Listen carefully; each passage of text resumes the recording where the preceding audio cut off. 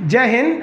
अभी आप देख रहे होंगे यूएई और इजराइल के बीच में जो समझौता हुआ है उसको लेके तुर्की और पाकिस्तान, मलेशिया ये लोग का एक अलग रुख है। और उधर आप देखे होंगे कि पाकिस्तान के जो सेना प्रमुख थे पाकिस्तान गए थे तो उनको पानियों के लिए नहीं पूछा सब। तो आखिर ये सब विवाद है क्या? और इसके पीछे सबसे बड़ा जो रीजन है वो फिलिस्तीन और इजराइल का विवाद है। अभी ये जो साल चल रहा है 2020 है और इस विवाद की शुरुआत हुई थी 1920 यानी 100 साल की बात को। ये जो 100 साल की हिस्ट्री है इसको हम लोग कंप्रेस करके समझाते हैं। जैसे क्या होता है कि कहीं 4 GB का कोई फाइल है उसको कंप्रेस करते हैं तो 1 GB का हो जाता है ना, वैसे 100 साल को कंप्रेस करके इसको हम लोग बहुत जल्दी शॉर्ट में समझ जाते हैं। देखिए जो ये फिलिस्तीन का विवाद देख रहे हैं ना, इस विवाद को पैदा किया था एक्चुअली में इंग्लैंड, और इंग्लैंड पर किसी ने आरोप ही नहीं लगाता था। एक दौर था जब 1920 का जो प्रथम विश्व युद्ध का दौर चल रहा था तो पूरी दुनिया में इंग्लैंड ने घूम घूम के कब्जा कर रखा था। उसी समय इसने इंडिया, पाकिस्तान वगैरह पे भी कब्जा किया था। अब ये वाला जो रीजन है ये आपका फिलिस्तीन वाला एरिया, यहाँ पहले एक देश था फिलिस्तीन, और ये फिलिस्तीन आता था ऑटोमन एम्पायर के अंतर्गत। यहाँ अगर आप देखेंगे तो ये पूरा जो एरिया दिख रहा है ये ऑटोमन एम्पायर का था, ऑटोमन साम्राज्य का। ये तुर्क कहे जाते थे ऑटोमन साम्राज्य वालों का, और इनका नहीं जमता था ये अरब वालों से। तो ये एरिया था अरब वालों का, ये एरिया था ऑटोमन का। जो प्रथम विश्व युद्ध चल रहा था वो 1914 से 1918 के बीच में चला। 1919 में वो वर्साई की संधि द्वारा खत्म हो गया। ये प्रथम विश्व युद्ध में बताएंगे कि क्या क्या हुआ था उसमें। अब इस प्रथम विश्व युद्ध में इंग्लैंड जो था बाकी सारे वेस्टर्न कंट्री मिलके इस ऑटोमन साम्राज्य पर धावा बोल दिए और इसका बिखराव चालू हो गया। प्रथम विश्व युद्ध में इजराइल के जो यहूदी थे, इजराइल तो उस समय कोई देश ही नहीं था, वो तो इधर बना है, तो यहूदी जिन्हें हम ज्यूज कहते हैं उन पर हिटलर ने प्रथम विश्व युद्ध के समय बहुत अत्याचार किया, खोज खोज के मारना चालू किया यहूदियों को। जबकि यहूदी इस दुनिया में उनका अपना कोई देश नहीं था, जहां तहां थे, वो बहुत ही अमीर और बहुत ही तेज दिमाग के होते हैं यहूदी। तो इंग्लैंड ने दिमाग लगाया कि क्यों ना हम इस ऑटोमन साम्राज्य को बर्बाद करके और वहां एक नया देश बसा दें यहूदियों के लिए। तो इसने क्या किया, यहूदियों का मसीहा बनने के लिए, यहूदियों का समर्थन पाने के लिए, उनका दिमाग, उनकी टेक्नोलॉजी, उनके पैसा का उपयोग करने के लिए इंग्लैंड ने क्या किया, 1917 में बेलफोर डिक्लेरेशन कर दिया। ये घोषणा किया कि भाई हमारे हिसाब से ना जो ये मिडिल ईस्ट का एरिया है, यानी मिडिल ईस्ट मतलब एशिया के पश्चिम वाला जो एरिया है, तो उस एरिया को क्या किया जाए, वहां पर जब तुर्की का विभाजन कर दिया जाएगा तो वहां पर एक देश बनाया जाएगा, उसका नाम रहेगा इजराइल। फिलिस्तीन को हटा के क्या बना देगा, इजराइल बना देगा, जहां यहूदियों के लिए रहने का जगह हो। इससे क्या हुआ कि यहूदी जितने थे वो यहूदी इंग्लैंड के फेवर में चले गए, उनको पैसा, टेक्नोलॉजी सब मिलने लगा। लेकिन इंग्लैंड ये देने वाला नहीं था। ये 17 में घोषणा किया यहूदियों से कि हम ज्यूज से कि हम तुम्हें देंगे। यहूदी और ज्यूज एक ही चीज है, इंग्लिश हिंदी का अंतर है। अब उससे एक साल पहले 1916 में इंग्लैंड ने इससे फ्रांस से घोषणा किया था कि भाई हम लोग जब ये प्रथम विश्व युद्ध जीतेंगे ना तो बराबर बराबर बांट लेंगे, तुम ले लेना फिलिस्तीन। यहाँ इनसे कह रहा है फिलिस्तीन तुम लेना ना। अब बेलफोर डिक्लेरेशन में कहा कि फिलिस्तीन हम इजराइल को दे देंगे। और 1916 में फ्रांस को कहने से पहले एक साल पहले 1915 में मक्का यानी अरब के राजा के कह दिया था कि हम आप हमारा साथ दीजिए प्रथम विश्व युद्ध में, फिलिस्तीन हम आपको दे देंगे। देखिए 3 जगह बोल दिया कि हम आपको देंगे, इसका मतलब ये किसी को देने वाला नहीं है। यहूदियों का साथ मिलने के बाद और इधर से मक्का के राजा का जो यहाँ से साथ मिल गया, मक्का के राजा को लग रहा था कि फिलिस्तीन हमको देगा, यहूदियों को लग रहा था फिलिस्तीन हमको देगा, फ्रांस को लग रहा था फिलिस्तीन हमको देगा। इनका साथ मिलने के बाद 1918 के बाद ये जब युद्ध जीता गया तो 1920 का जब वक्त आया तो ये तुर्की का विभाजन कर दिया गया, बांट लिया सब ये ऑटोमन साम्राज्य को। उधर फ्रांस ले गया, कुछ ये ले गया, कुछ ये ले गया। 1920 तक में इन लोगों ने क्या कर लिया था, इसे बांट लिया था। आप देखेंगे ये एरिया बांट लिया, जैसे मन देख रहे हैं, लग रहा है जैसे केक काटा हुआ है, एकदम बढ़िया से काट कूट के लेके चला गया। अब इसमें ये वाला एरिया आ जाता है फिलिस्तीन वाला। अब लोगों को लग रहा था कि फिलिस्तीन भाई अब किसको मिलने वाला है। तब तक 1920 में गठन हो गया लीग ऑफ नेशन का। अब ये लीग ऑफ नेशन उठा ना तो 1920 में कह दिया कि देखिए फिलिस्तीन एक डिस्प्यूटेड एरिया है, अब हम किसको किसको देंगे, उससे अच्छा हम ये इंग्लैंड को दे देते हैं। ये उठा के सौंप दिया, ब्रिटेन को दे दिया 1922 में। अब ब्रिटेन के लोग सब पूछने लगे फ्रांस हमको दो, सऊदी अरब करा हमको दो, यहूदी हमको दो। तो फ्रांस ने कहा कि देखिए भैया हम ये किसी को देने वाले नहीं हैं, पहले हम यहाँ पर लोगों को शिक्षा देंगे और शिक्षा देंगे, उसके बाद जो लायक होगा उसे हम सत्ता सौंप देंगे। अब यहाँ ईसाई भी रहते थे, ज्यूज यानी यहूदी भी रहते थे, जैसे क्रिश्चियन को हम ईसाई कहते हैं, ज्यूज को यहूदी कहते हैं, तो मोहम्मदन को हिंदी में मुस्लिम कहते हैं। तो ये लोग रहते थे, इन लोगों को अलग अलग शिक्षा देने लगा। और इन लोगों में दंगा फसाद चालू कर दिया। यहाँ पर दंगा फसाद जब होने लगा 1922 के बाद, तो एक मील कमीशन का गठन किया। मील कमीशन ने कहा कि फिलिस्तीन को 3 भाग में बांट दो, यहूदियों को दे दो, मुसलमानों को दे दो, ईसाइयों को दे दो। लोगों ने इसका विरोध किया।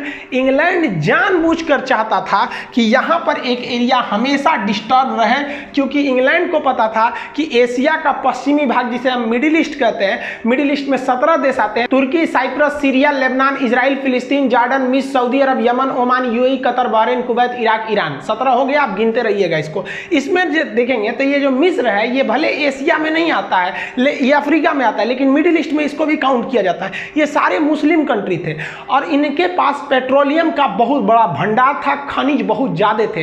तो इंग्लैंड जानता था कि अब हम भले इसको हम लोग क्या करना है कि हमको ये एरिया डिस्टर्ब रखना है, ताकि इन लोगों पर हम आराम से कंट्रोल कर सके। तो इंग्लैंड ने इसीलिए इजाद किया ये वाला एरिया को। इंग्लैंड यहाँ पर दंगा फसाद कराते रहा, कभी शांति नहीं बैठा, ताकि इस पूरे एरिया को डिस्टर्ब किया जा सके।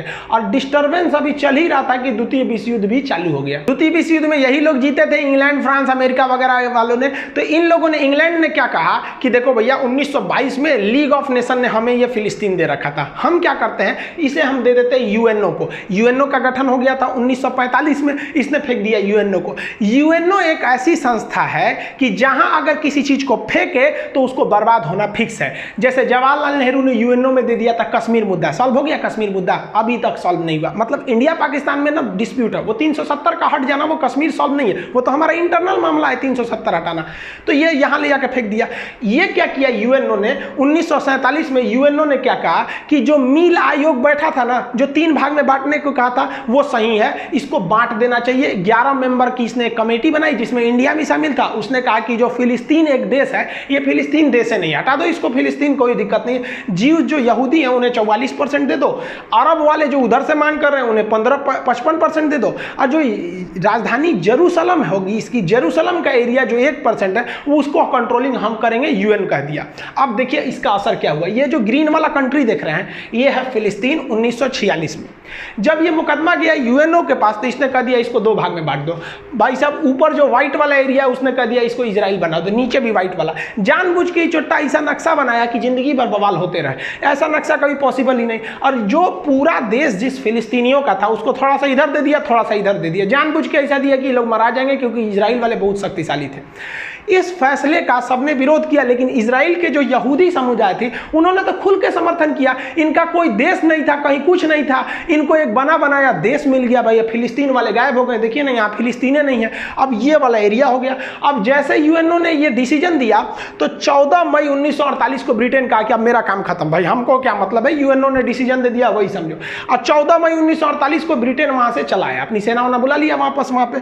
और 14 मई 1948 को, ये 48 को है, तो 48 को एक देश का जन्म हो गया, फिलिस्तीन के जगह पे इजराइल। तो जो अभी आप इजराइल देख रहे हैं ना, वो रियली में कोई देश नहीं था, वो एक कब्जाया हुआ है। अब मेन इशू क्या है कि देखिए यूएन ने भी अपने हिसाब से कुछ कंप्रोमाइज करने के लिए डिसीजन दिया था कि भाई दोनों लोग को बांटा था, लेकिन विवाद कैसे हो गया समझिए। ब्रिटेन के इशारे पे जैसे यूएन ने 44% वाला एरिया जैसे ही इजराइल को दिया, कहा कि भाई ग्रीन वाला जो है वो फिलिस्तीन हो जाएगा, मतलब अरब वाला का कंट्रोल रहेगा, अब बाकी का एरिया जो है वो इजराइल का हो जाएगा। अब इजराइल को ये लोग अपना दुश्मन मानते थे, तो इन लोग का एक धार्मिक भी इन लोग से विरोध है, और यहूदी को यहाँ ले आके बसा दिए अरब के गोद में। तो अरब वाले पूरे भड़क गए सर कि भाई साहब आपने कैसे दे दिया उसको, टोटल एरिया 14,000 किलोमीटर स्क्वायर दे दिया, यानी 44% एरिया क्यों दिए। तो अरब वाले भड़क गए यहाँ पर। अब इसमें क्या था कि एक बीच का ये एरिया था जिसका नाम था जेरूसलम। अब ये जेरूसलम 3 देशों का पवित्र, 3 धर्मों का पवित्र स्थल है। जेरूसलम के बैतलहम में ईसा मसीह पैदा हुए थे, वहीं पे ज्यूज लोग को बसा दिया कि भाई तुम्हारी धार्मिक मान्यता यही है, क्योंकि यहाँ पर एक वेस्टर्न वॉल है जिसे वेलिंग वॉल कहते हैं। ये माना जाता है कि यहूदियों का सबसे पुराना पूजा स्थल ये है। ये पूछता भी है कि वेलिंग वॉल या वेस्टर्न वॉल कहाँ है, तो जेरूसलम में है। और मुसलमानों की भी आस्था है कि अल-अक्सा मस्जिद जो है, जहाँ से मोहम्मद साहब ने स्वर्ग का रास्ता बताया कि मतलब उपदेश वगैरह दिया वहाँ से, वो भी वही है। तो ये जेरूसलम जो 3 देशों का पवित्र स्थल है, इसको यूएनओ ने अपने कब्जा में ले लिया। लेकिन इस तरह से यूएनओ कब्जा किया कि बाहर का एरिया को इस तरह से मतलब वो डिजाइन नहीं किया था कि इजराइल इन पर फिर से आके कब्जा करेगा। इसके विरोध करने के लिए अगल बगल के जितने अरब देश थे उन्होंने हमला कर दिया इजराइल के ऊपर। अभी इजराइल नया नया बना ही है और 6 देश वालों ने इस पर हमला कर दिया। चारों ओर से अरब देश वालों ने मिलकर 6 देशों ने इस इजराइल पर हमला कर दिया कि तुमको तो हम पूरी तरह से बर्बादे कर देंगे। लेकिन यहां समझिए, इजराइल के सामने समस्या थी करो या मरो, क्योंकि अभी द्वितीय विश्व युद्ध में हिटलर ने बड़ी बुरी तरह मारा था। इसलिए यहूदी 100% एफर्ट से लड़े सब। उनके पास पैसा था, टेक्नोलॉजी थी और ये सेंटिमेंट था कि भाई साहब अगर यहां से उजड़े तो फिर दुनिया में कहीं नहीं बसेंगे। और मुसलमानों के लिए एक ये प्रेशर नहीं था कि भाई साहब यहां से उजड़े, इनके पास तो अपना देश था, तो ये 100% नहीं लड़ पाए। और इनके पास टेक्नोलॉजी भी नहीं थी उतनी उस वक्त के समय में। आज ना पेट्रोल और सोना निकल गया तो पैसे वाले हो गए, उस समय नहीं था। हुआ क्या कि ये इजराइल जो अभी नया नया बन ही रहा था, 1948 की बात है जब हम लोग को आज़ादी मिली थी, उस वक्त लगभग 1 साल की बात है। ये अकेले इजराइल जो था इन 6 देशों को हरा दिया। और हराया नहीं, हराने के साथ साथ वो अपने एरिया जो 44% था उसको और कब्जा के 80% कर लिया। अगल बगल का और एरिया कब्जा कर लिया धीरे धीरे, लगभग 70 से 80% वाला एरिया कब्जा करके अपने टोटल एरिया को कर लिया 34,600 किलोमीटर स्क्वायर। और आज भी दुनिया का एकमात्र देश है इजराइल जिसने ये कहा है कि मेरी देश की सीमा अभी फिक्स नहीं है, अभी ये बढ़ रही है। सोचिए, अब अगल बगल कर ही रहा है। इसका एक ट्रिक भी होता है कि इजराइल की सीमा कितने देशों से लगती है। ट्रिक के रूप में इसे शॉर्टकट में याद रखेंगे, लस्सी जम गया। ये हम आपको क्लास में भी पढ़ाए हैं। ये लस्सी जम गया। ल से लेबनान, स से सीरिया, ज से जॉर्डन, म से मिस्र, गया को काट देना है। तो लेबनान, सीरिया, जॉर्डन, मिस्र, इन 4 देशों से इजराइल की सीमा लगती है। और इजराइल कहता है कि फिलिस्तीन तो कोई देश नहीं है, और अरब वाले कहते हैं कि इजराइल कोई देश नहीं है। इससे पूरी तरह से अरब वालों की हार हो गई और ये अरब वालों के लिए एक सदमे से कम नहीं था। और इजराइल जो पूरी दुनिया में दर बदर भटक रहा था, उनके लिए एक देश भी बन गया और वह देश एक युद्ध भी जीत लिया और एक साथ 6 देशों को हराया। इनका मनोबल बहुत आगे गया। इजराइल के बनने से लेकर अब तक कुल 5 बड़े बड़े युद्ध हो चुके हैं, जिसमें आप पहला युद्ध देखिए, वार नंबर 1 1948 का अरब देश के 6 देशों को हरा दिया। अब यहां से हम एक एक युद्ध समझते हैं। इसके बाद फिर 1956 में एक और युद्ध लड़ा गया, अरब वालों ने मिलकर फिर मारा किसको, इजराइल को। इसमें भी इजराइल जीत गया, जिसे हम लोग स्वेज नहर युद्ध या स्वेज क्राइसिस के नाम से जानते हैं। देखिए यहां पर है इजराइल एक्चुअली। अब स्वेज नहर जो है ना, यहां पर एक नहर बनाई गई है स्वेज नहर, जिससे कि लोग यहां से आराम से यहां पहुंच पाते हैं। दुनिया में यह व्यापार का उस समय और अभी भी सबसे बड़ा मार्ग है। अगर ये स्वेज नहर नहीं रहेगा ना तो आपको इतना दूर घूम के आना पड़ेगा। तो इसलिए ये स्वेज नहर बहुत ही जरूरी है। ये स्वेज नहर के पास मिस्र एक देश है जिसे अभी इजिप्ट कहते हैं, उसका दबदबा था ये स्वेज नहर के पास। अभी करीब से आपको दिखाएंगे। इस इमेज में देखिएगा तो ये लाल वाला है मिस्र, यहाँ पे ऊपर में है भूमध्य सागर मेडिटेरेनियन सी, और नीचे है रेड सागर लाल सागर। इसको बीच में काटने वाला यही नहर था स्वेज नहर। स्वेज नहर से पूरे व्यापार होते थे इस एरिया में। अब स्वेज नहर से मिस्र को फायदा भी होता था, लेकिन मिस्र को चाहिए था, यानी इजिप्ट को चाहिए था लेटेस्ट डिजाइन का हथियार, आधुनिक हथियार। तो मिस्र ने अमेरिका से कहा कि आप हमको हथियार दीजिए। तो अमेरिका से इंग्लैंड बोल दिया कि मत दीजिएगा ससुराल, मार देगा इजराइल को। और जहां इजराइल मराया तो फिर अरब देश वालों को हम कूचेंगे कैसे, इन लोगों को कूचना होता है ना, तो इजराइल से कहता है कूच दो। तो अमेरिका का ना हम आपको हथियार नहीं देंगे। अब ये हथियार नहीं देंगे तो कहा, मिस्र का ठीक है मत दीजिए, कोई दिक्कत नहीं, आप हथियार नहीं देंगे। चल गया रूस के पास, रूस हमको दे दो, और रूस उठा तो हथियार दे दिया। अब इससे क्या हो गया, सब भड़क गए सब इंग्लैंड और फ्रांस वाला। तो मिस्र के अंदर एक बांध बन रहा था जिसका नाम था आसवन डैम, नील नदी पर। अक्सर क्वेश्चन पूछता है कि आसवन बांध कहाँ है, मिस्र में नील नदी पर है। तो ये ब्रिटेन और फ्रांस की कंपनी उसे बना रही थी। इन लोगों ने मना कर दिया कि हम बांध नहीं बनाएंगे। तो मिस्र कहा कि ससुरा बांध क्या नहीं बनाएगा, हम तोरा से हथियार मांग रहे हैं, तुम देगा नहीं, तो काम दूसरे से नहीं खरीदे, बांध नहीं बनाएगा, कोई दिक्कत नहीं। तो जो स्वेज नहर बनाया गया था वो फ्रांस की कंपनी ने बनाया था। उसे बनाना चालू किया था 1859 में, 10 साल में 1869 में बनके तैयार हुआ था। इस बनाने के कंस्ट्रक्शन के हिसाब से 100 साल तक इसको लीज पे दिया गया था फ्रांस की कंपनी को। वो 100 साल 1959 में आके खत्म हो रहा था। तो इजिप्ट ने क्या कहा कि इससे तुम हमको हथियार नहीं देगा, उस पे से तुम्हारा डैम का काम रोकेगा। उसने क्या किया, नहर की कंपनी से कहा कि आप जाइए, जितना आपका 100 साल पूरा होने वाला है, 4 साल पहले ही है, आप चल जाइए, अभी चल जाइए, लीजिए जितना पैसा था। तो ये लीगल काम किया कि भाई साहब हम नहर को क्या करते हैं, लीगलाइज करते हैं। अमेरिका ने कहा कि कोई दिक्कत नहीं भाई, उसका नहर है, 100 साल पूरा ही होने वाला है। अब चला गया, कोई दिक्कत नहीं है। ये एकदम कर्नल नासिर जो थे वहाँ के प्रेसिडेंट, उन्होंने अच्छे से किया था, लेकिन गलती उन्होंने क्या किया कि इस नहर को नेशनलाइज किया कि अब नहर मेरा है, जो भी यहाँ से जाएगा हमको टैक्स देगा। लेकिन इन्होंने कह दिया कि जो जहाज इजराइल के लिए जाएगी उसको हम यहाँ से जाने ही नहीं देंगे। अरे बाप रे, तो यानी यहाँ से अगर इंडिया से इजराइल को व्यापार करना है तो इधर से नहीं जाओ, इधर से घूम के जाओ। इजराइल का सोचो हम तो मरा जाएंगे। इजराइल गया इंग्लैंड के पास, इंग्लैंड को क्या कहें भाई साहब, हम यहाँ पर फंसा दिया हमको। ये काम मिस्र ने गलत कर दिया। यहाँ समझिए, ये जो मिस्र का एरिया है, तो मिस्र के एरिया में अगर आप ज्योग्राफिकली देखेंगे तो ये लाल वाला मिस्र है, ये मिस्र का यहाँ पर है स्वेज नहर। तो स्वेज नहर को काट देने से ना मिस्र का ये वाला एरिया नहर के उस पार हो जाता है, कनेक्टिविटी कटने लगती है, तो उसे हम कहते हैं सिनाई एरिया। इस एरिया का नाम है सिनाई पेनिनसुला या सिनाई प्रायद्वीप, ये इस वाला है। और इसके ठीक ऊपर में खड़ा है इजराइल। अब क्या किया है, इंग्लैंड वालों ने कहा कि इजराइल से तुम एक काम करो, सिनाई पर हमला कर दो, और तुम हमला करोगे तुमको बचाने के लिए हम आ जाएंगे। इंग्लैंड के इशारे पे इजराइल ने तुरंत सिनाई पर हमला कर दिया, और हमला किया तो उसके बचाने के लिए कूद गए सब ब्रिटेन और फ्रांस। अब यहाँ फंस गया, इजराइल ने इसके सिनाई पर कब्जा कर लिया, कहा कि ससुरा हमारा जहाज नहीं छोड़ेगा तुम, तोरा जमीनें नहीं छोड़ेंगे। अब क्या होगा, तो ये जो मिस्र था ये रूस को फोन किया, रूस ने धमकी दिया कि ससुरा हम परमाणु बम मार देंगे। तो दोनों में समझौता हुआ, समझौते के हिसाब से इजराइल पीछे हटा इसके, और इजराइल जब पीछे हटा तो बदले में नासिर जो थे मिस्र था, इस नहर से इजरायली जहाजों को पार करने दिया। तो एक तरह से आप कह सकते हैं कि इनडायरेक्टली ये युद्ध भी इजराइल जीत गया। तो आप पहला युद्ध देख लिए, दूसरा युद्ध देखें, अब तीसरा युद्ध देखिए। इस युद्ध ने इजराइल को पूरी दुनिया में सबसे शक्तिशाली के श्रेणी में ले जाके खड़ा कर दिया।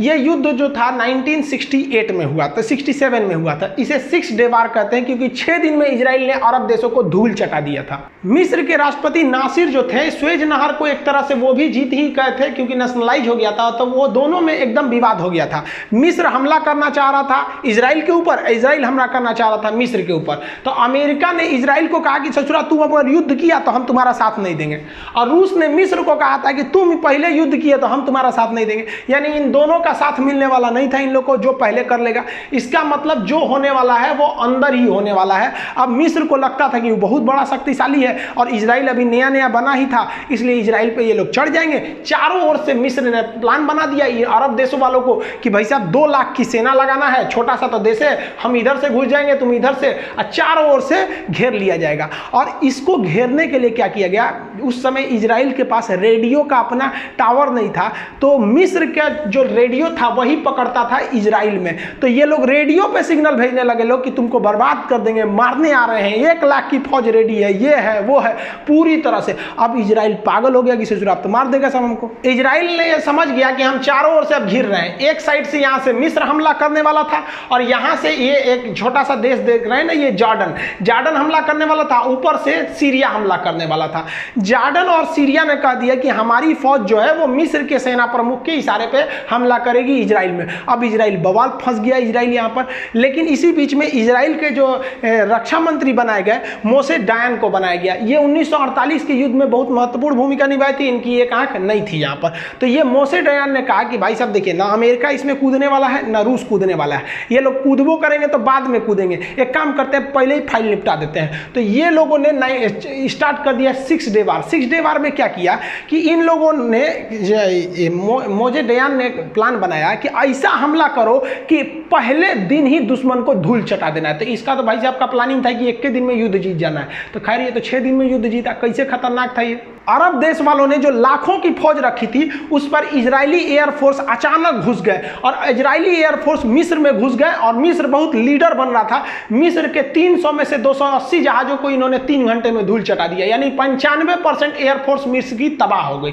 मिस्र कहा कि जा ससुरा हमारा तो हाल खत्म हो जाएगा। इस तरह से मारा था मिस्र को कि उसकी जहाजें जो नई नवेली थी वहीं पर रह गई, उड़ भी नहीं पाई। ये मिस्र जो रूस से जहाज खरीद के लाए थे धो धा के चल दिया। स्वेज नहर में पूरा मशीन गन उतार दिया, चारों ओर से धोना चालू कर दिया। अब उधर से दूसरी ओर से इजराइल आए, और इजराइल से लड़ने के लिए सीरिया भी कूद गया, और एक ओर से लेबनान भी कूद गया। सीरिया की गलती क्या थी कि सीरिया की जो तोप थे उनका जो टैंक जो थे, टैंक इनका रेंज था 1.5 किलोमीटर, और इजरायली टैंक का रेंज था 2 किलोमीटर। तो इजरायली टैंक उसके सामने खड़ा रहता था 2 किलोमीटर की दूरी पे, वो मारता था तो गोला पहले ही गिर जाता 1.5 किलोमीटर पे, और ये मारता था तो उधिया जाते थे। तो सीरिया को धो दिया और लेबनान को धोया, इसको जार्डन को तो ऐसा मारा कि एक के दिन में 20,000 फौज और आम नागरिक तब को मार दिया, एक दिन में धूल चटा दिया इस तीनों ओर से। नीचे से पिटाए थे मिस्र, बगल से पिटाए आपके जार्डन और ऊपर से पिटाए सीरिया। अब इस युद्ध को 6 दिन के अंदर अंदर जीत लिया इजराइल ने। अब जीता तो फायदा उसको होगा, तो अब कहा कि आओ भाई सब समझौता करो, अब तुम लोग से हम जमीन लेंगे। इजराइल तो यही चाह रहा था। इजराइल ने मिस्र के निचला भाग को कब्जा कर लिया, जिसे कहा गया गाजा पट्टी। इनसे ले लिया गाजा पट्टी का एरिया, कहा कि भागो यहाँ से, ये फिलिस्तीन वाला एरिया का पास गाजा पट्टी। जार्डन को कहा कि जजरा तू बहुत बड़ा होशियार बनता है, जार्डन हम पे हमला करने आया, 20,000 लोग मरे, जार्डन से इतना एरिया खींच लिया, ले भाई वेस्टर्न बैंक, इसे कहते हैं वेस्ट बैंक। तो आप अक्सर सुने होंगे वेस्ट बैंक और गाजा पट्टी, तो ये गाजा पट्टी में, और वो अभी इधर मारता है, और वेस्ट बैंक पे अभी और घुसते जा रहा है। फिलिस्तीन के लोग को यहीं से भगा दिया, भाग भाग चोट्टा कहेगा, तुम लोग के चक्कर में हम मरा रहे हैं। अब फिलिस्तीन, सोचिए उन्हीं फिलिस्तीनियों का ये देश है जहां पर इजराइल मारते हुए आगे बढ़ रहा है। और ऊपर से आए थे सीरिया हमला करने के लिए। सीरिया के ऊपर का एक पहाड़ था जिसका नाम था गोलान हाइट। गोलान की पहाड़ियों को कब्जा कर लिया। अब आप कहेंगे पहाड़ कब्जा करके क्या फायदा? 2 फायदा। इस पहाड़ की ऊंचाई से यहाँ लेबनान पर हमला किया जा सकता है, यहाँ सीरिया पे किया जा सकता है, यहाँ जार्डन पे किया जा सकता है, अपने एरिया को बचाया जा सकता है। और जो सबसे बड़ा फायदा है गोलान हाइट का, वो पानी का मुख्य स्रोत गोलान हाइट है। इजराइल की जो सबसे बड़ी समस्या थी पानी की, वो समस्या भी इजराइल की दूर हो गई। और इजराइल का डर इतना भयानक फैल गया अरब वालों में जिसका कोई हद नहीं। इजराइल यहाँ सीरिया के राजधानी दमिश्क तक घुसने वाला था। वहां पर चारों ओर से इजराइल हर युद्ध में जीतता गया। 6 दिन में फाइल निपटा दिया। इन लोग का भूत उतर गया मिस्र का। इनको लग रहा था कि हम जीत जाएंगे, इनको लग रहा था हम जीत जाएंगे। चारों ओर से मारा सपाट कर दिया यहाँ पर इजराइल ने। तो 6 डे वार में इजराइल की फिर से जीत हो गई। अभी ये लोग अभी भी शांत नहीं हुए हैं। इजराइल इतना बढ़ते जा रहा है, अभी भी ये शांत नहीं हुए हैं। अब ये लोग फिर प्लान बनाए लोग, और वो प्लान बनाए यांकीपुर वार। यांकीपुर एक फेस्टिवल था इजराइल का। तो इन लोगों ने कहा कि जब ये लोग त्योहार मनाएंगे ना तभी हम हमला कर देंगे। तो 1973 के इस वार को हम वांकीपुर वार के नाम से जानते हैं, इसको समझते हैं। 1973 में वांकीपुर वार में मिस्र ने इतना खतरनाक चाल चला, मिस्र ने किसी को बताया ही नहीं कि वह हमला करने वाला है। अपनी फौज को पीछे रखा था, किसी को नहीं बताया था, लेकिन ससुरा पूरी तरह तैयार था। उसने लिस्ट बना रखा था कि कौन फौजी को कहां खड़ा रखना है। और ये जो मिस्र है, इसने क्या किया, पूरा लिस्ट बना के रख दिया कि हमारी ज्यादातर फौज पहले यहां खड़ी रहेगी, लेकिन मिस्र का ही ये एरिया है सिनाई। तो इसने क्या किया, 4 घंटे पहले बताया कि कौन फौजी को कहां खड़ा रहना है, और इसने 90% फौज को उतार दिया सिनाई वाला एरिया में। अब ये सिनाई वाला एरिया में उतार दिया, और इस सिनाई वाले एरिया में उतार कर मारा, इजराइल को धो दिया। अचानक हमला किया यहाँ इजराइल पर। इधर से इजराइल, इस शुरुआती लड़ाई में इजराइल हारता गया, क्योंकि यहाँ इजराइल के पास आगे बढ़ने का कोई रास्ता ही नहीं मिल रहा था। वांकीपुर यार में इस युद्ध में इजराइल, पूरी दुनिया को लग रहा था कि अब ये इजराइल को नहीं छोड़ेंगे सब। और उधर से सीरिया हमला कर दिया ऊपर से। अब बीच में घिर गया आपका ये वाला इजराइल, ये एरिया व्हाइट वाला, इसको रंग देते हैं इजराइल। अब दोनों ओर से यहाँ पर घिर गए सब। अब क्या किया जाए यहाँ पर? तो इजराइल ने दिमाग लगाया, कहा कि अब हम अपनी बचाव नहीं करेंगे, ससुरा हमला करेंगे। इजराइल यहाँ दूसरे रास्ते से मिस्र के अंदर घुस गया, और मिस्र के अंदर घुस के मिस्र में लगा तबाही मचाने। अब मिस्र के सामने समस्या, तुम ससुरा इजराइल में घुसोगे तो तुम्हारे मिस्र में घुस जाएगा। अब जो यहाँ पर मिस्र की फौज बहुत खुश हो रही थी कि हम इजराइल को घेर लिए हैं। अरे भाई साहब, पीछे हट के देखी तो इनको पीछे से खबर जा रहा था कि भाई साहब ये तोप का गोला आप पीछे कहाँ चला रहे हैं। तो मिस्र कह रहा हम कहाँ चला रहे हैं, कौन घुस गया? तब पता चला ससुरा इजराइल इधर से घुस गया। तो इजराइल यहाँ फ्रंट फुट पे आ गया, और यहाँ इजराइल जो था सीरिया के अंदर घुसने के बाद उसकी राजधानी दमिश्क तक पहुंच गया। सोचिए क्या हाल होगा कि अगर किसी देश की राजधानी में दूसरी सेना घुस जाए। बोलिए अब दिल्ली में घुस जाए किसी दूसरी सेना, हम लोग का क्या हाल हो जाएगा? खैर ऐसा किसी की औकातें नहीं है। तो ये हाल हो गया यहाँ। ये दोनों लोग फिर से फंस गए। अब यह मामला हो गया इंटरनेशनल, दोनों के बीच बचा हुआ। तो बीच बचाव में यही हुआ कि भाई इजराइल तुम यहाँ से चले जाओ। अब मिस्र कहा कि हम वापस आ जाते हैं। तो ये बेचारा मुंह ठंडा गया इनका। और इजराइल ये सीरिया जो था, सीरिया तो बेचारा फिर भी हार गया, दोबारा हार गया यहाँ से सीरिया। तो वांकीपुर वार में यहाँ से जो अंदर घुस गया था यहाँ पे इजराइल, और यहाँ से मिस्र घुस गया था इजराइल के पास तक, तो दोनों वापस आ गए, इधर से कुछ मिला नहीं। ये आप एक तरह से कह सकते हैं। तो ये जो मिस्र था इसने कहा कि भाई साहब हम आपको एक देश की मान्यता देते हैं, ना आप हमसे लड़िएगा ना हम आपसे लड़ेंगे। मिस्र ठंडा गया और उधर सीरिया को कुछ मिला उला नहीं, खामा में लड़ाई उड़ाई में मारा गए। जॉर्डन तो एक के दिन पिटाया, शांति हो गया। जॉर्डन ने भी मान्यता दे दिया कि भाई साहब हम आपसे नहीं लड़ सकते हैं, आप हमको मत मारिएगा, हम आपको नहीं मारेंगे, हम आपके कचड़ा में नहीं पड़ने वाले हैं। मिस्र का आगे हम भी आपके कचड़ा में नहीं पड़ने वाले, आप समझिए। बाकी लोग का अभी घमंड शांत नहीं हुआ था। 73 के यांकीपुर वार को आप देख लिए। अब जो आखिरी लड़ाई देखते हैं लेबनान वाला, सबसे बुरी तरह मानवता को भी शर्मसार कर दिया इजराइल, जो लेबनान को इतना बुरी तरह से मारा था। देखिए, जमीन जहां इजराइल आज है वहां तो फिलिस्तीन था, तो फिलिस्तीन वाले तो कभी चुप बैठेंगे नहीं। तो फिलिस्तीन वाले सोचे थे कि हम विद्रोह करेंगे इस एरिया से, यहाँ वाले एरिया से, लेबनान के एरिया से। और लेबनान ने वहाँ के विद्रोहियों को कहा कि ठीक है, तुम हमारी ज़मीन से आके हमला करो इस पर। देखो भाई साहब, अभी ये लेबनान को समझ में नहीं आ रहा है कि ये सब पिटा के गया है, अभी भयंकर भयंकर पिटा के गया है, अभी भी समझ में नहीं आ रहा है। लेबनान का है कि मारो। इधर से सऊदी अरब, ये जो अरब है, ये कहा लेबनान को हाँ हाँ हम तुम्हारे साथ हैं। सीरिया का हम भी तुम्हारे साथ है, जॉर्डन का हम भी तुम्हारे साथ। ये चढ़ा दिया यहाँ से, और यहाँ से जो विद्रोही थे, जो मूल निवासी थे फिलिस्तीन के, वो यहाँ हमला कर दिए। भाई उन लोग की भी तो जमीन है। अब आगे इसका सॉल्यूशन समझेंगे हम। इसके बदले में उठा इजराइल न, तो इजराइल लेबनान को धो दिया। इस लड़ाई को कहते हैं लेबनान वार 1982। इस लड़ाई में लेबनान का हालत इतना भयानक किया इजराइल ने, ना मानवता देखा, ना ये देखा कि हॉस्पिटल पे बम गिरा रहे हैं, कि 2 साल के बच्चे पे गिरा रहे हैं, कि महिला पे गिरा, कुछ नहीं। उसने लेबनान को इतना बुरा मारा, इतना बुरा कि मानवता भी शर्मसार हो गई। यहां इजराइल को हमारे हिसाब से उतना उचित नहीं किया। भाई आप दुश्मनी अपने जगह पे, इंसानियत अपने जगह पे। हमारे यहाँ पे औरंगजेब और शिवाजी के बीच में जब युद्ध हुआ था, तो दक्षिण में औरंगजेब ने कई अपने सरदारों को भेजा था शिवाजी को मारने के लिए। शिवाजी को हरा नहीं पाया वो लोग ने, शिवाजी मार दिए उन लोग के सरदारों को। तो शिवाजी की फौज क्या की थी ना, सरदार के जो मुस्लिम शासक थे, वहाँ के जो सूबेदार थे, उसके यहाँ की बेटी को उठा लाया सब। और सरदार देखा, देखिए साहब को बेटी उठा लाए। शिवाजी जो थे ना, नाराज हो गए, और शिवाजी ने डांटा अपने फौजियों को। उनको कहा कि आइंदा अगर हम देख लिए इस तरह की गलत हरकतों को, तो हम तुम्हें छोड़ेंगे नहीं। तो ये हिंदुस्तान की संस्कृति रही है, हमको घमंड है अपने संस्कृति पर। यहाँ पर इतनी महान संस्कृति रही है हमारे यहाँ, हम लोग दुश्मनी में भी इंसानियत रखते हैं, लेकिन इजराइल को इस तरह से नहीं करना चाहिए। रीजन क्या था, जो वहाँ विद्रोह हो रहा था वो उसकी खुद फिलिस्तीन वाले कर रहे थे। खैर विद्रोहियों को मारिए, हम इस पर नहीं करें। लेबनान की इस तरह से मारा कि लेबनान में लगभग 20,000 आम इंसान मारे गए, जिनको युद्ध से कोई मतलब नहीं था। अपने घरों में कोई दुकान किया है, कोई बैठा हुआ है। इसके बाद अरब वालों ने कसम खा लिया कि हम इजराइल को कभी भी एक देश की मान्यता नहीं देंगे। एक तो तुम नाजायज यहाँ पर कब्जा किए हो, उसके बाद से अगल बगल वालों को मारते जा रहे हो। अब इसके बाद अरब वालों को देखो, सऊदी अरब बोला था ना कि लेबनान तुमको बचाएंगे, सब क्या बोल रहा था सब कि हाँ हाँ हमला करो हम बचाएंगे, कोनो नहीं किया सब, क्योंकि 6 डे वार में धोआया था सब, वांकीपुर की युद्ध में धोआया था सब, एकदम डर गया सब। ये दिखाता है कि इनकी फौज कितनी पीछे है। भाई साहब इन लोग के बस का क्या है, यहाँ पेट्रोल नहीं रहता तो ये लोग बकरी चराते अभी तक यहाँ पे, तो ये लोग के बस का कुछ है नहीं। अब वो सऊदी अरब वालों ने ना लेबनान को मरता छोड़ दिया। लेबनान बाद में समझौता किया कि भाई साहब हमारी औकात नहीं है, हम नहीं लड़ पाएंगे।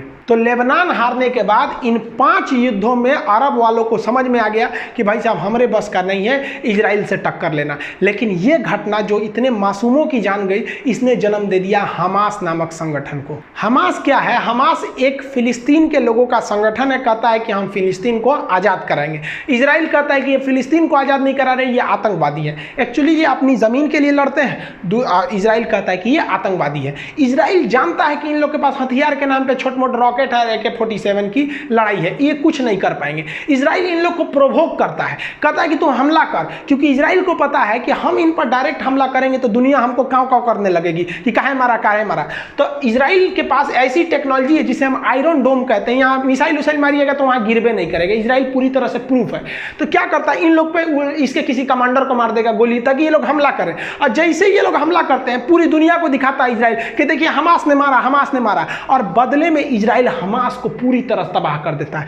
फिलिस्तीन जो अभी छोटे मोटे कहीं कहीं दुबक के रह रहे हैं लोग, उन लोग के ऊपर बम गिरा देता है और आए दिन मारते रहता है। आज तक मारता है, 2016 तक मारा, पिछले साल 2018 में मारा, आज भी मारा। इन लोग को जानबूझ के करता, ऐसा मारेगा कि ये लोग रॉकेट चलाए, और इजराइल का एक भी नहीं मरेगा, लेकिन दुनिया भी तो अभी इन लोग का साथ नहीं दे सकती कि तुम क्यों मारा।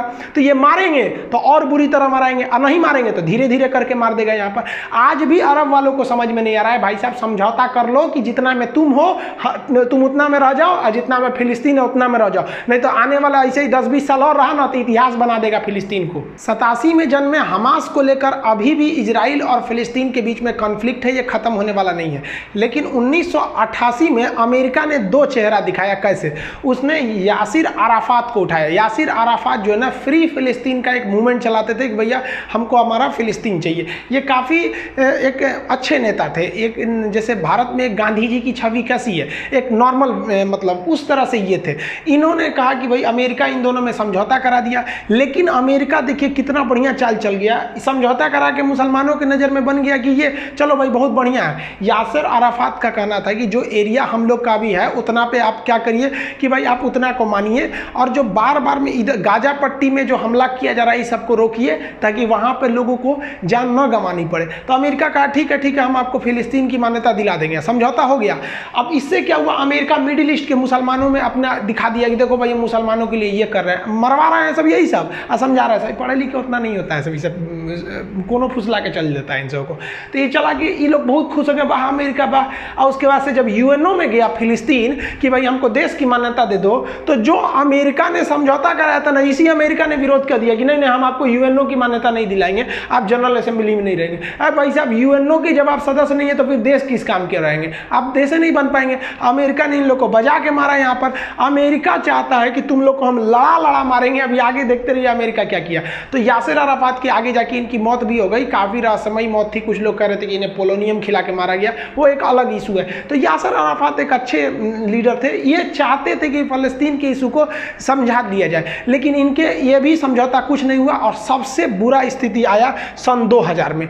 सन 2000 में एरियल शेरोन, देखिए इजराइल का हर एक व्यक्ति को आर्मी की ट्रेनिंग दी जाती है, जनसंख्या कम है, हर एक व्यक्ति सैनिक है, लेकिन ये कुछ लोग क्या है 3 साल की सेना में ट्रेनिंग लेने के बाद कुछ लोग अपने प्रोफेशन में चले जाते हैं, ये पूरी तरह सैनिक ही थे। आगे जाके इजराइल के ये पीएम भी बने थे। इन्होंने क्या किया, एकदम मानवता पार कर दिया। लेबनान इत्यादि के अगल बगल के एरिया में जहां जहां इनको डाउट होता था कि फिलिस्तीन की मांग उठेगी, वहां पर इन्होंने नरसंहार करा दिया। एकदम मतलब मानवता शर्मसार हो गई। देखिए बड़ा आदमी मरता है ना तो केवल दुख होता है, ये सब छोटे छोटे बताइए 2-3 साल के बच्चों को मार दिया ये आदमी एरियल शेरोन ने, इतना बुरी तरह मार दिया ना। ये क्या चाहते थे, ये चाहते थे कि मिडिल ईस्ट के मुसलमान जो देश है उनका खून खौले, इसलिए जानबूझ के मरवाया, क्योंकि इसको पता है कि भाई कि हमारा देश पावरफुल है, हमारी एयरफोर्स तगड़ी है, ये लोग जमीन पे आएंगे, हम नीचे उतरबे नहीं करेंगे, ऊपर से मार देंगे। अब क्या करेंगे आप बताइए, कहाँ का इंसानियत है। अरे भाई हिंदुस्तान से कुछ सीखो यार, हम लोग महाभारत का युद्ध लड़े हैं, इससे बड़ा युद्ध किसी की लड़ने की औकात नहीं है, लेकिन क्या इस तरह से कहीं मासूम बच्चों पर अत्याचार हुआ था? बताइए ये क्या किए थे सर 2-3 साल। देखिए यहाँ बड़े लोगों की जान जाती है तो मासूम का नहीं जाना चाहिए, लेकिन इन लोग को कैसे मारा।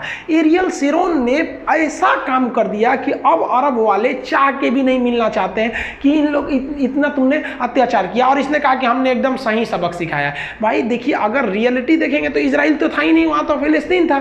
देखिए अब बात आते हैं कंक्लूजन पे। देखिए ये है आपका इजराइल और यहाँ पे पहले था फिलिस्तीन। अभी कंक्लूजन क्या करना चाहिए कि इजराइल के लोगों को समझना चाहिए कि देखिए भाई इजराइल आप जो देश है ना वहाँ पे आप थे नहीं, वो फिलिस्तीन था, इसलिए फिलिस्तीन वालों को भी अधिकार है। आपको तो खुश होना चाहिए कि आपको जगह मिल गया। और फिलिस्तीन यहाँ पर इजराइल को है कि भाई थोड़ा इंसानियत करना चाहिए, और फिलिस्तीन को सोचना चाहिए और बाकी के अरब देशों को सोचना चाहिए कि वहाँ इजराइल का बना रहना जरूरी है, क्योंकि यहाँ से अगर यहूदी गए तो उनके लिए कोई ऑप्शन नहीं है। इन फिलिस्तीन वालों के लिए तो है ना कि अकल को इजराइल पूरी तरह मार के भगा देगा तो कहीं ना कहीं ये लोग शरण ले लेंगे और मार के भगाइए देगा अगर यही रहन रहा तब।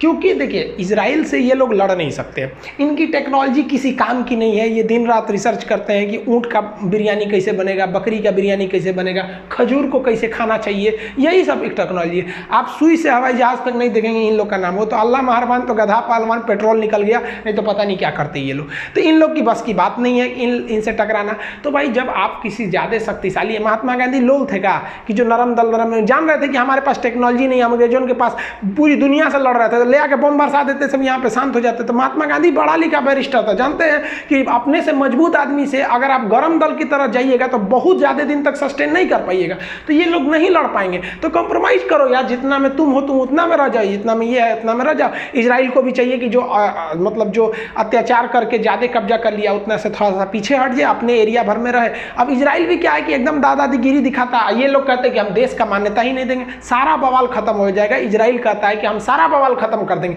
आप लोग हमको देश की मान्यता दे दीजिए। लेकिन इजराइल भी यहाँ गलती करता है, वो कहता है कि नहीं हमारा एरिया भी फिक्स नहीं, ये लोग कहते हैं एरिया फिक्स कर दो तुम, हम तुमको देश की मान्यता देंगे। अब ये अलग बात है। देखिए अमेरिका और ब्रिटेन जानबूझ के चाहते थे कि इन अरब देशों को लड़ा के रखा जाए। अभी क्या है कि ये अरब देशों में दो फाड़ है, यहाँ पे राजतंत्र है, लोकतंत्र नहीं है। और इसमें ये है आपका ईरान। ईरान जो है ना वो एक शिया कंट्री है और ये लोग है सुन्नी कंट्री। अमेरिका ने इन लोगों को दो तरह से लड़ाया, एक इजराइल से लड़ा दिया, एक शिया सुन्नी करके लड़ा दिया। अमेरिका क्या करता है, खुद नहीं मारता है, यहाँ पर खुद मारता है किसको, ईरान को, कहता है कि हम शिया को मारेंगे और सुन्नी लोग हम तुम्हारे साथ हैं। और इस सुन्नी लोग को नहीं मारता है, इन लोग से इजराइल से कहता है कि मार दो, इजराइल बना बना मारता है। इन लोग को आज तक समझ में नहीं आने वाला है यहाँ पर। अब देखिए अमेरिका कितना बढ़िया चाल चलता है, इन लोग का पूरा पेट्रोल निकालता है, सीरिया से लेके चला गया, इराक से लेके चला गया। घाटा हम लोग को हुआ कि पेट्रोल महंगा हो जाता है, अमेरिका इसे लेके चला जाता है। अगर ये लोग अपना पेट्रोलियम पर अधिकार निकालने का ठेका या कंपनियों का ठेका अमेरिका को ना देके अगर मान लीजिए वो रूस को देंगे, तो अमेरिका इजराइल से कहेगा तो धो देगा। इन लोग को धोआ के आया, इन लोग को तो आदत है इतना धोने का, यहाँ पर धो देगा। इसलिए इन लोग की मजबूरी है अमेरिका का साथ देना, और अमेरिका का साथ नहीं देंगे तो अमेरिका एक और काम कर देगा, यहाँ पर विद्रोहियों को हथियार बांट के कह देगा कि यहाँ पे लोकतंत्र की मांग करो। जैसे लोकतंत्र सीरिया में खड़ा कर दिया, इराक में खड़ा कर दिया, मिस्र से लेकर लीबिया तक में लोकतंत्र की मांग करा के बवाल करा दिया।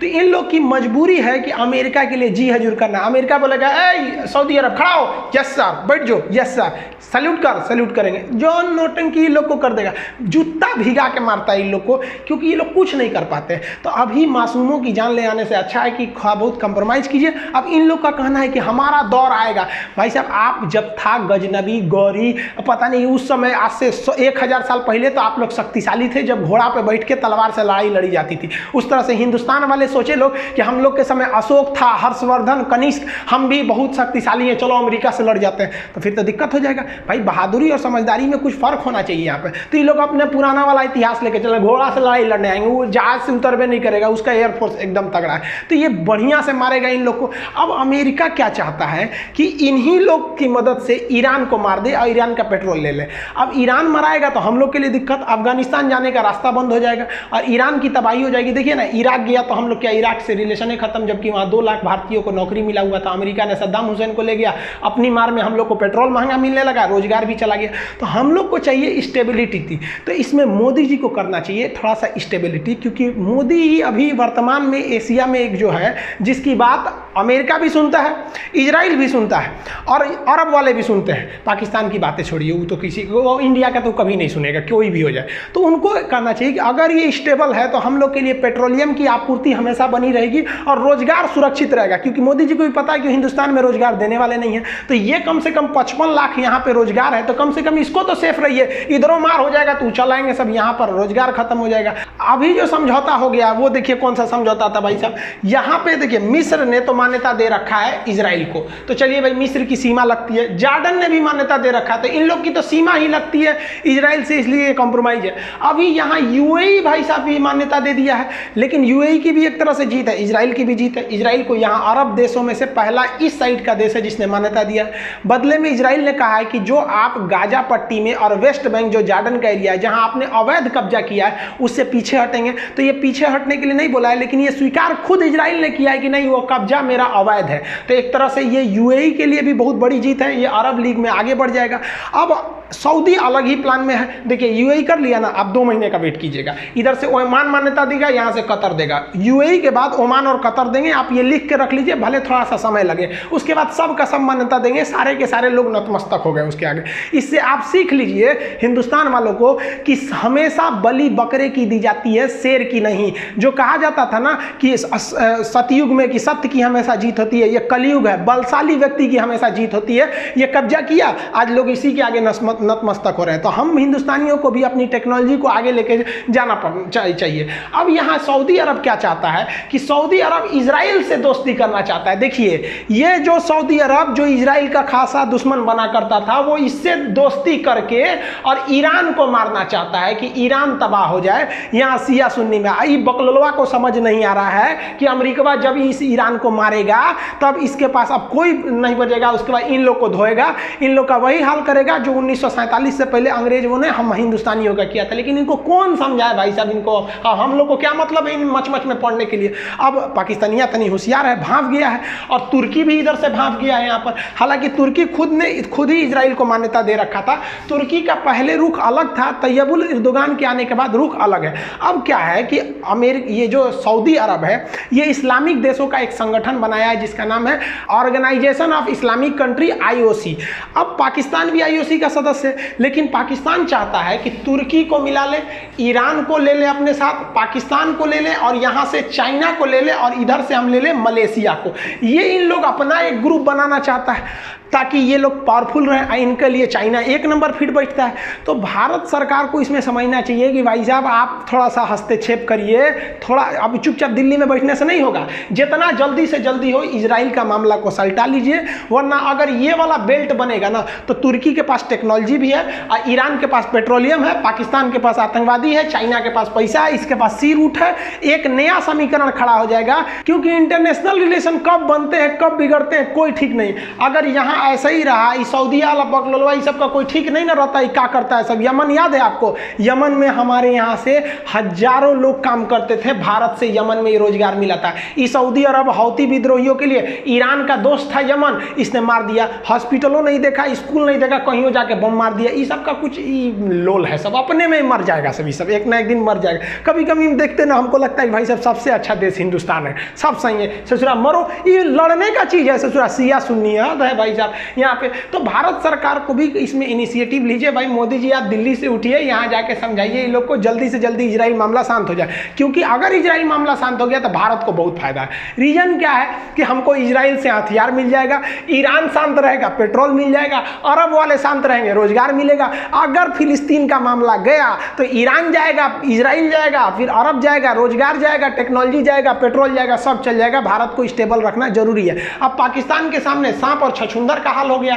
पाकिस्तान जानता है कि सऊदी अरब लोल है, इसके पास केवल पैसा है, दिमाग नहीं है सऊदी अरब के पास। तो पाकिस्तान जो है वो, अब सऊदी अरब क्या है, पाकिस्तान के सेना प्रमुख से भी नहीं मिला, कहा भाग तोरा से हम ना मिलेंगे, और इससे पैसा कर्जा वापस मांग लिया, ला रहे तोरा पैसा दिए वापस लाओ। तो ये पाकिस्तान जो है इसके पास पैसा देने को नहीं था, तो चाइना से कहा है कि चाइना आप दीजिए हम इसको दे देंगे। आप इस पर बहुत हंसेंगे, लेकिन जरा सोचिए कि हिंदुस्तान को कितना लॉस होगा। ये ससुरा पैसा देगा ना, तो ये जो सड़क ले गया है CPEC और ये बंदरगाह ले गया है, कल को कहेगा कि ये बंदरगाह हमारी सेना का प्रयोग करने के लिए, नहीं तो हमारा पैसा चुकाइए। तो पाकिस्तान अब कहाँ से चुकाएगा? या तो इसे सऊदी देता था, या तो इसको ये देता था। अब कौन देने वाला है? अमेरिका तो इसको देखना नहीं चाहता है, तो ये तो भारत के लिए दिक्कत हो जाएगा। तो कभी भी इंटरनेशनल रिलेशन में क्या सोचना चाहिए कि हमारे दुश्मन का दुश्मन हमारा दोस्त, तो इसका ही दुश्मन बनते जा रहा। हम लोग को दोस्ती मिला के इस सब चीज़ों को समझा के अच्छा से शांत कर लेना चाहिए, ताकि एशिया स्टेबल रहेगा तो ही आगे बढ़ पाएंगे। यूरोप में इतना मच नहीं होता है, अमेरिका में नहीं होता है, ससुरा एशिया महाद्वीप है ऐसा जहाँ हमेशा बवाल होते रहता है। आई होप आप ये 100 सालों की जो दरमियान लड़ाइयाँ चली इसको समझ गए होंगे। इसका जो PDF वगैरह होगा वो जब इसको हम एप्लीकेशन पे डालेंगे तो आपको वहाँ एप्लीकेशन से इसका PDF मिल जाएगा। आप सब लोग को एप्लीकेशन का इंतजार है, हमको पता है, एक ही दिन में हम सबके लिए करेंगे। समझ में आ गया? बाकी आगे आप क्या सोचते हैं? हमारा तो अपना मानना है कि मोदी जी को इसमें हाथ बढ़ाना चाहिए। इससे क्या होगा कि इंडिया पूरे वर्ल्ड लीडर के रूप में उभरेगा कि जिस समस्या को कोई नहीं सॉल्व कर सका, इंडिया के सॉल्व कर लिया। आगे आप क्या सोचते हैं? आप कमेंट करके बताइएगा। मिलेंगे नेक्स्ट वीडियो में, तब तक के लिए जय हिंद।